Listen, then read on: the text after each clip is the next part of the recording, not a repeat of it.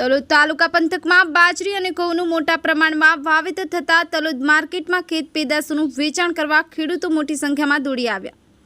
બાજરી અને ઘઉંનું મબલક પાક થતાં તલોદ માર્કેટયાર્ડ ટ્રેક્ટરોની લાંબી કતારો જોવા મળી, જેમાં આજરોજ બાજરીની કુલ આવક 3,325 બોરી અને ઘઉંની 747 બોરીની આવક નોંધાઈ હતી.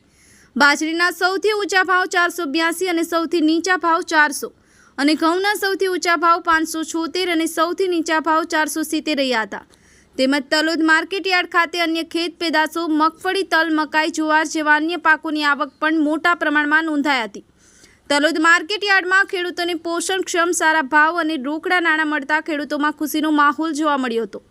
તલોદ માર્કેટયાર્ડના વાઇસ ચેરમેન સુરેશભાઈ તેમજ સેક્રેટરી વિમલ ભટ્ટ, વેપારી એસોસિએશન સેક્રેટરી કપિલ શાહ દ્વારા ખેડૂતોને કોઈપણ જાતની તકલીફ ન પડે તેવી તકેદારી રાખવામાં આવે છે.